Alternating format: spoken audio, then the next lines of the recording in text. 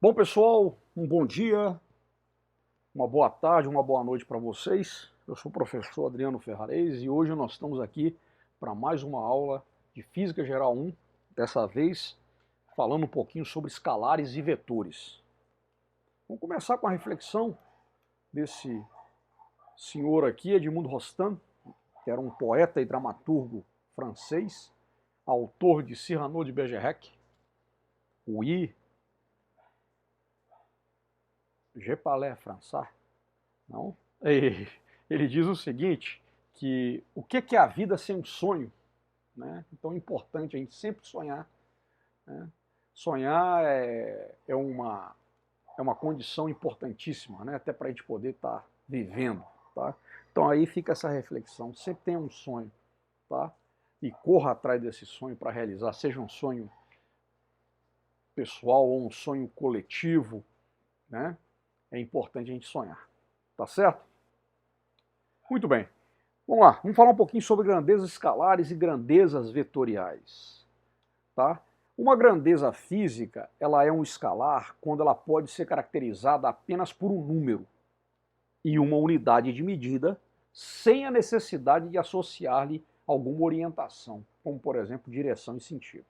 Então aqui, por exemplo, olha só, a massa de uma bola, quando eu digo que a massa de uma bola vale 0,25 quilos, eu não preciso dizer se esses 0,25 estão para a direita, para a esquerda, para cima, para baixo, ou na horizontal ou na vertical. Basta apenas esse número, 0,25, e essa unidade, quilograma, para eu definir essa grandeza física, que é a massa, que é uma grandeza física escalar.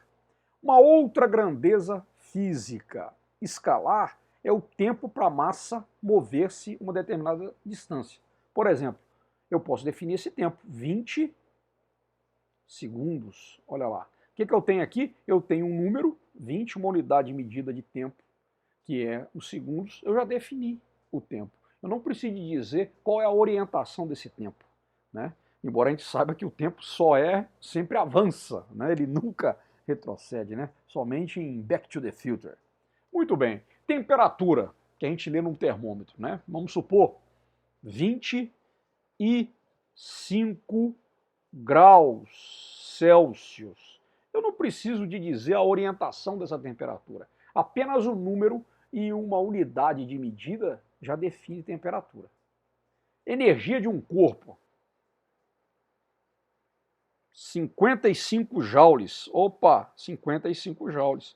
Eu não preciso de ter mais nenhuma informação para definir a energia de um corpo. Basta apenas de quê? Do número da unidade. Né? Carga elétrica. Né? Supor aqui, ó, 80 coulombs. Tá vendo? Apenas o número e a unidade já define a carga elétrica. Então, esses são exemplos de grandezas físicas escalares. A massa, o tempo, a temperatura, a energia, a carga elétrica.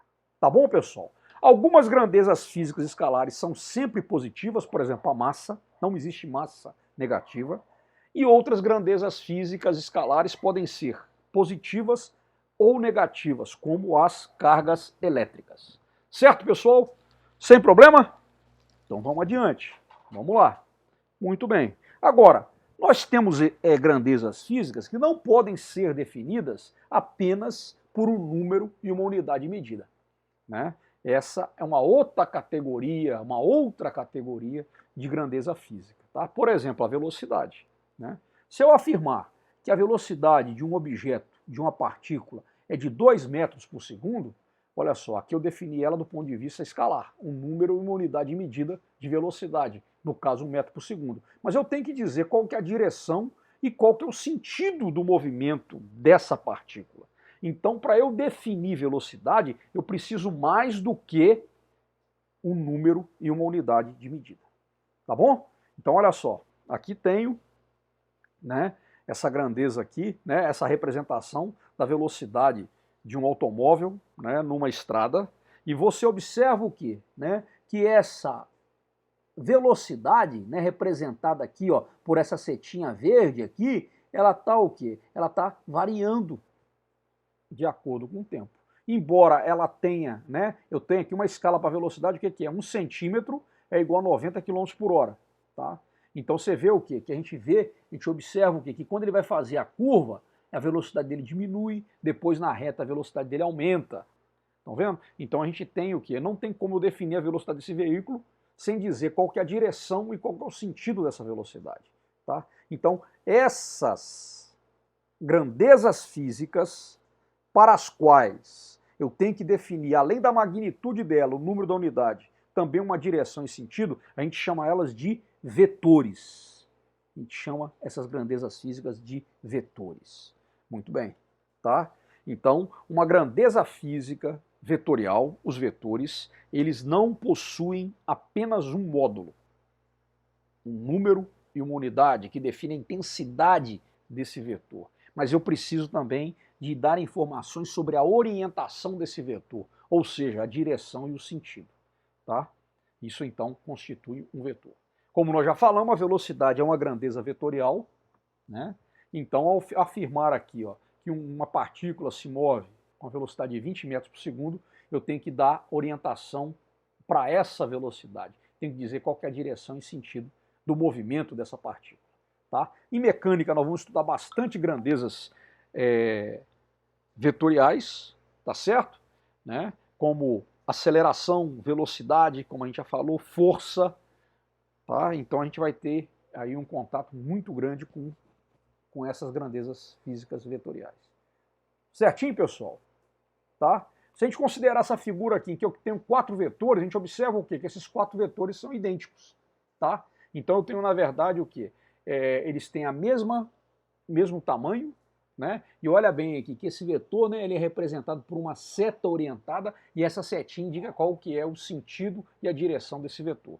Tá? De forma que para eu especificar o conjunto, eu posso apenas definir, né, eu posso apenas especificar um elemento desse conjunto, considerando que todos esses 4 vetores são iguais.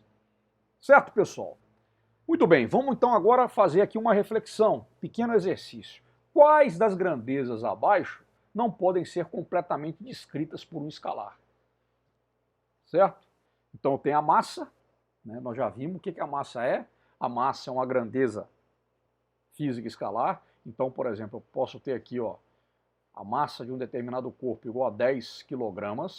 Eu apenas com esse número e com essa unidade de massa, unidade medida de massa, eu já defino a massa. Não preciso dizer se a massa é igual a 10 kg para cima, para baixo, para a esquerda, para a direita, na horizontal, na vertical. Apenas o número, a unidade já define. Volume, olha lá, vamos supor aqui 5 metros cúbicos, olha lá. Veja bem, um número e a unidade já basta para eu poder, né, definir essa grandeza física que é o volume. O volume é uma grandeza física escalar. A área, 1 metro quadrado. Eu não preciso mais do que um número ou unidade de medida de área para definir a área. A área é uma grandeza física escalar. Tá? Agora, a velocidade instantânea, a velocidade em um determinado instante. O que é a velocidade instantânea? Ela é a velocidade, por exemplo, que o velocímetro de um automóvel marca. Tá?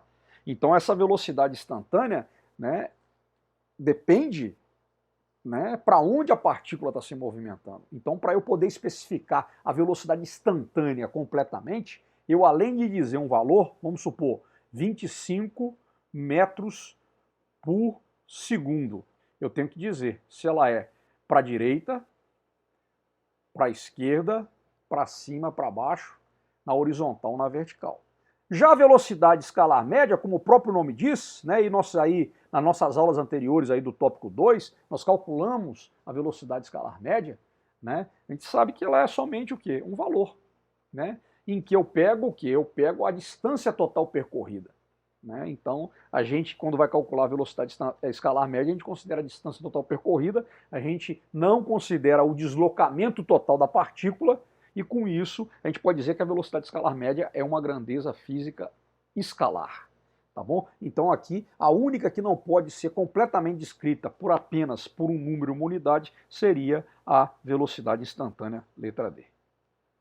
Beleza, pessoal? Muito bem. Vamos pegar aqui, uma situação aqui, né? Eu tenho aqui esse mapa, tá certo? Olha lá, né? Aqui está a rosa dos ventos, né? Aqui está o norte apontando para cima, e você está no ponto A desse mapa, tá? E você deve andar na direção nordeste, olha lá, norte e leste, ó, dessa aqui direção aqui, ó, é a direção nordeste, ó, NE, certo? A direção nordeste. E você vai andar do ponto A até o ponto B na direção nordeste. O deslocamento, então, olha só, ele é dado por esse vetor, tá vendo? É uma seta horizontada, ele é uma grandeza vetorial, tá certo? Então a gente tem, na verdade, que o deslocamento é uma grandeza vetorial. Tá? Eu posso representar esse deslocamento o quê? Por uma letra D, com uma setinha orientada para cima, tá vendo? Essa setinha aqui, gente, ó, ela é para todos os vetores, tá? Né? Aqui ela está apontando para a direita e é horizontal, mas se eu tiver a gravidade, por exemplo, quando eu vou representar o vetor gravidade, aceleração da gravidade, eu também coloco aqui, ó, em cima do G, eu coloco uma setinha igual a essa, tá bom? Tem muita gente que acha, isso aqui é para dizer o quê? Que eu estou representando a gravidade vetorialmente. Então eu posso representar aqui o vetor deslocamento D, tá? Com a letra D, com a setinha por cima, ou com D em negrito. Isso também é uma forma de representar vetor, tá bom? O módulo, ele vai ser representado de que jeito? Né? O módulo, ele vai ser representado, né? Ou pela letra D sem negrito, ou aqui no caso, ó, se eu pegar aqui, ó, o vetor D, né, com a setinha em cima, entre, né, o módulo, né, para representar, então, para ter a representação do módulo, tá? Então essa seria a forma da gente representar esse vetor D, deslocamento. Eu represento o vetor ou com essa notação, uma setinha em cima da letra, ou com uma letra em negrito, tá? E um módulo seria sem negrito, tá? Ou a representação do módulo da letra com a setinha, tá? Bom, se eu pegar um mapa então agora, vou imaginar essa situação. Um avião, ele sai de Brasília com destino a Manaus, tá? E ele faz, na verdade, o quê? Ele faz, na verdade, o quê? Ele faz uma escala em Belém, tá? E aí ele pede para a gente poder representar no mapa do Brasil esse deslocamento. Então o que a gente vai ter aqui? Olha só. Eu vou ter, ó, o avião saindo de Brasília e indo até Belém. Tá aqui, ó. Esse é o primeiro trecho da viagem. E depois ele sai de Belém e vai até Manaus. Aqui, ó. Então, olha só, aqui eu teria o quê? Que o deslocamento resultante, tá, de Brasília até Manaus vai ser a soma desses dois deslocamentos. Então agora a gente vai começar a estudar um pouquinho de como é que se dá a soma de vetores. Tá? Então seria o quê? O deslocamento entre Brasília e Manaus seria esse vetor vermelho aqui. Vetor vermelho que é o quê? Que é a soma do deslocamento aqui, ó, D1, ó, de Brasília a Belém, mais o deslocamento D2 de Belém até Manaus. Tá bom? Então nós vamos agora também nos familiarizar com a operação de vetores, que é diferente da operação de escalar. Tá certo, pessoal? Por exemplo, se eu tiver que somar 3 kg de laranja com 5 kg de laranja, eu faço 3 mais 5, 8 kg de laranja.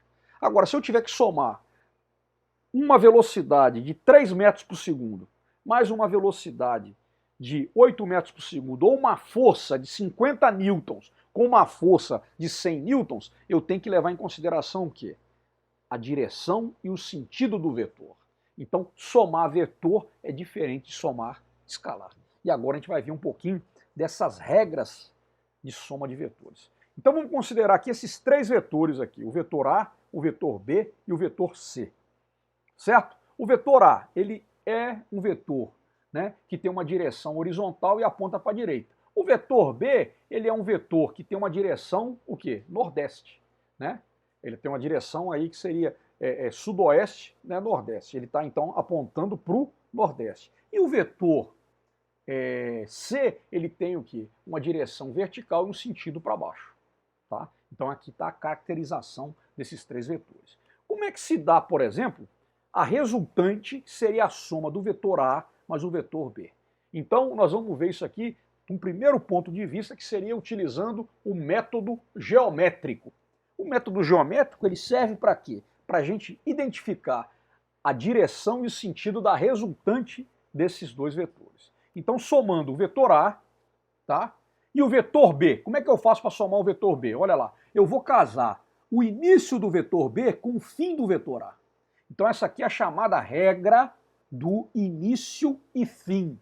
Tá vendo? Então para eu definir o vetor resultante da soma de A mais B, eu vou o quê? Eu vou casar o início do vetor B com o fim do vetor A. E com isso, a resultante vai partir do início de A e vai até o final de B. Esse aqui é o vetor resultante R da soma de A mais B. Certo, pessoal? Tá? Então aqui nós já vimos como é que a gente soma vetores geometricamente falando. Muito bem. É interessante a gente observar o quê? Que a soma de vetores, por exemplo, A mais B é igual a B mais A, que é uma soma comutativa, né? Uma propriedade. Né? Isso quer dizer o quê? Que a sequência de operações ela não vai afetar o resultado. Então se eu fizer A mais B e B mais A, eu vou ter o mesmo resultado. E nós vamos verificar isso aqui agora. Ó. A mais B me deu R aí, ó. Tá? E agora, ó, B mais A, ó, casei aqui, ó, o início de A com o fim de B, e agora, quem que é o vetor resultante? Ele vai sair de B e vai até A. Olha lá o resultante. Tá certo? Então isso aqui é uma coisa importante, tá? Sempre respeitando a regra do início e fim, tá? Isso aqui seria para o método geométrico, aquele que nos fornece a direção e o sentido do vetor resultante, tá? Então essa aqui é uma propriedade, tá? Aqui, ó. Aqui é uma outra forma da gente calcular pelo método geométrico a soma de A mais B. Olha bem, aqui a gente vai casar quem? A origem dos dois vetores. Então, origem com origem dos dois vetores, obedecendo a orientação, né? Você vê que o vetor B continua sendo aquele que a gente apresentou, né, na outra diapositiva, né? Ele tem a direção ali nordeste, né, apontando para o nordeste, tá? E aqui agora o que eu fiz? Eu casei, ó, o vetor A origem do vetor A com a origem do vetor B. E o que eu vou fazer? Eu vou fazer aqui um prolongamento do vetor A, e aqui eu faço um prolongamento do vetor B. No ponto que cruza, que é esse ponto aqui, eu vou traçar a minha resultante, que vai sair da origem do vetor A e B e vai até a esse ponto em que elas se cruzam, tá vendo? Olha que esse vetor R é igualzinho a esse e é igualzinho a esse. Então aqui a gente tem a possibilidade de encontrar geometricamente a direção e sentido do vetor resultante. A regra do início e fim, a regra do paralelogramo, tá? Essa regra chama regra do paralelogramo e nos permite calcular a direção e sentido do vetor resultante. Muito bem, vamos ver aqui, vamos somar mais do que dois vetores. Agora a gente vai somar A mais B mais C. Vamos lá? Então vou pegar o vetor A mais o vetor B. O vetor A com o vetor B e mais o vetor C. Olha lá. Então, ó, somando, ó, usando a regra do início e fim, ó, o início de B com o fim de A, o início de C com o fim de B.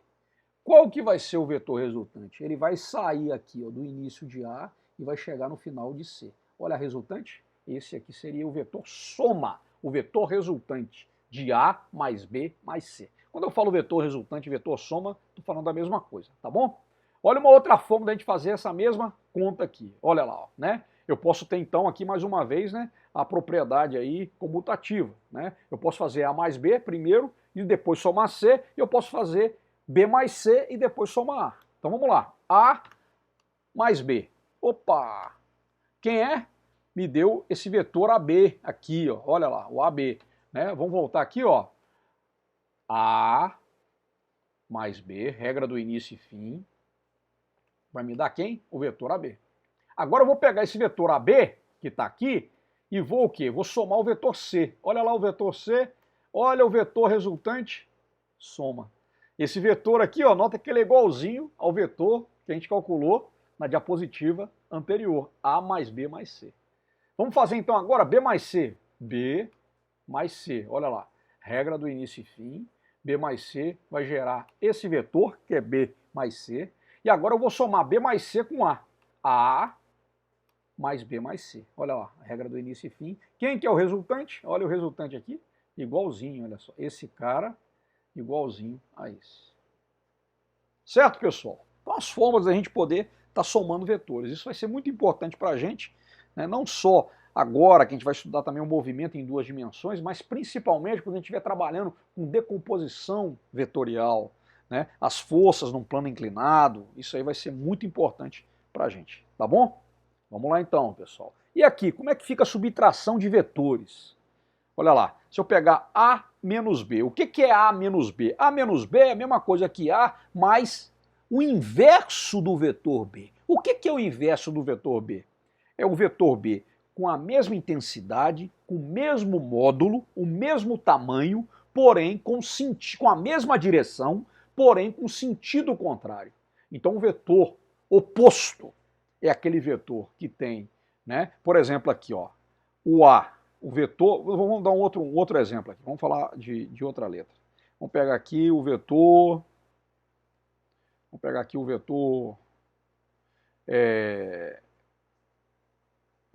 V, por exemplo, ou D. Vou pegar aqui um vetor D. Ó, o vetor D. O vetor D é esse vetor aqui, ó. Vou representar ele, ó, né? O D, ó. Ele é esse vetor aqui, ó, vamos supor, tá?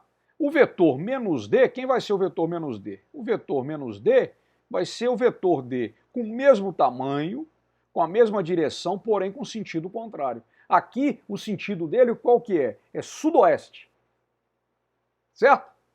Aqui, o sentido dele é nordeste, o menos D. Então, esse é o chamado vetor oposto. Então, quando eu faço A menos B, o vetor A menos o vetor B, eu estou somando o vetor A com o oposto do vetor B. Nesse caso, eu teria aqui, ó, A, ó, início e fim. Olha o menos B aqui, ó, ele tem o mesmo tamanho do vetor B, tem a mesma direção do vetor B, porém tem sentido contrário. E aí, usei a regra do início e fim, certo? O vetor resultante A menos B vai ser esse aqui, ó, A menos B. Esse aqui é o vetor A menos B.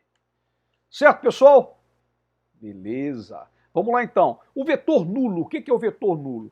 O vetor nulo, o módulo dele é zero, né? E ele não vai ter nem direção e nem sentido definido, tá?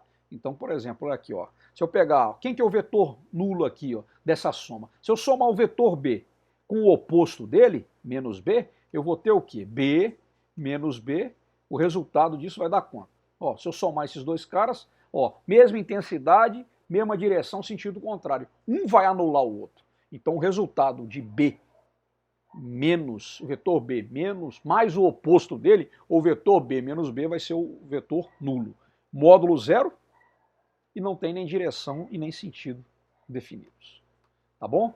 Vamos ver aqui, ó, multiplicação de um vetor por um escalar. Olha só, esse é o vetor B, esse é o dobro dele, 2B, e esse é o vetor menos 0,5B. O que é o vetor menos 0,5B? É o vetor B dividido por 2, ó, só que com um sentido contrário ao do vetor B. Tá? Então isso aqui seria a multiplicação de um vetor por um escalar. Certo, pessoal? Muito bem, então vamos fazer um pequeno exercício aqui, bem trivial, só para a gente poder sedimentar os conceitos dessa nossa aula. Qual dos vetores ao lado, ou seja, o A1, o B2, o C3, o D4 ou o E5, que melhor representa a soma vetorial de A e B? Ou seja, qual que é o vetor que melhor vai representar A e B? Certo? Vamos lá? Então tem aqui, ó, A mais B vai ser igual a C. A e B estão aqui com seus módulos, suas direções e sentidos. Então vamos fazer a conta. O A mais o B, ó, regra do início e fim. O vetor C resultante é esse aqui, tá? Certo? Trivial, resposta vai ser a letra D, 4. Pessoal, essas são as referências da nossa aula, tá? Então aqui foi uma introdução de escalar e de vetor e com as operações, né? Do ponto de vista geométrico, para a gente poder saber como é que soma vetores. Somar vetor é diferente de somar escalar. Na próxima aula, a gente vai trabalhar mais um pouco com operações com vetores. Valeu, pessoal, e até a próxima.